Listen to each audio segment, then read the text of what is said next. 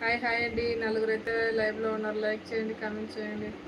ఈరోజు ఫోటో కూడా పెట్టకుండా ఆఫీస్కి పంపించాను. అలా ఎందుకు చేసావు?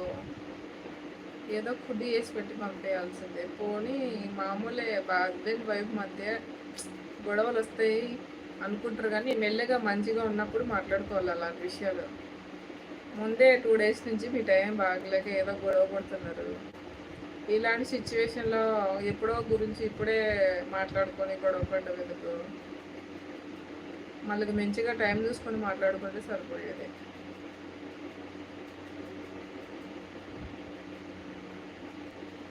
మా మరిది వాళ్ళకు కాల్ చేసి మీ అమ్మని పిలుచుకొని పో అని చెప్పాడు. అయ్యో,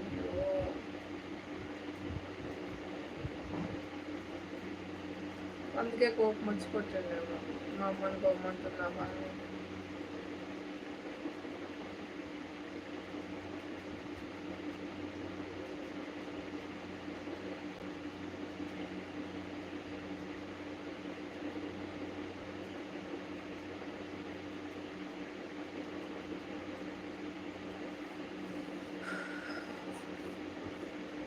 కొట్టినాడు కాబట్టి కాల్ చేశాక కొట్టిన తర్వాత చెప్పావా?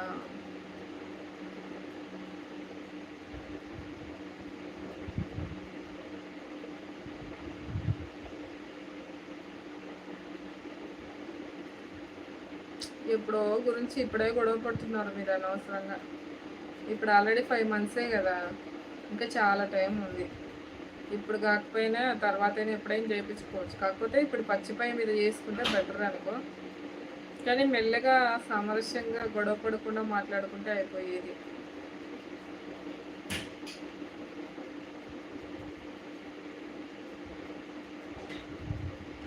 అరే, దాన్ని కంట్రోల్లో పెట్టుకోవాలి అని చెప్పటం నేను విన్నా. ఓహో, అవునా అక్క, పోనీలే అని ఊరికే ఉన్నా.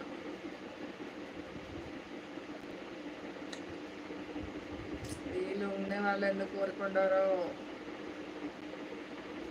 ఇట్లాంటి మాటల వల్లనే దూరం అయిపోయేది.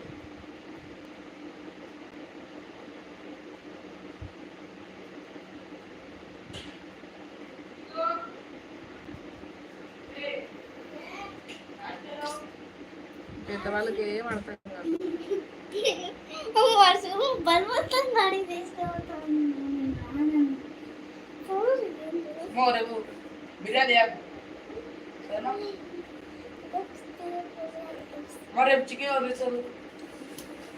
నాగరాజు గారు, మీ వాయిస్ స్వీట్ అంటున్నారు. థ్యాంక్ యూ సో మచ్ అండి. ఏ ఊరు నుంచి నాగరాజు గారు? గట్టుపల్లినా?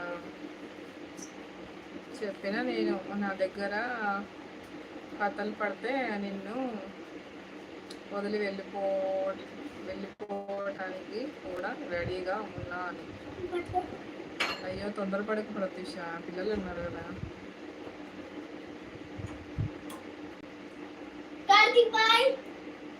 పిల్లలు లేకముందు అయితే ఓన్లీ మన ఫ్యూచర్ ఎప్పటే ఉంటుంది.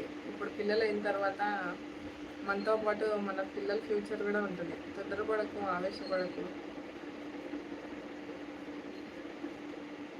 మీ భర్త కొట్టడం తప్పే, కానీ అది ఏదో మంచిగా మాట్లాడుకుంటే అయిపోయేది. అనవసరంగా కొట్టేది అతను.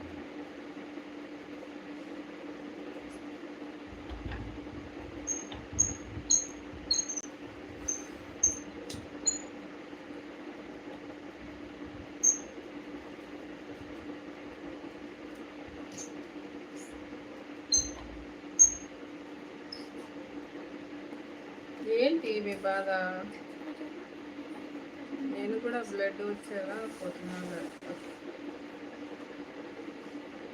చిన్నపిల్లల ఆటలాగా ఆడుకుంటున్నారు మీ ఇద్దరు.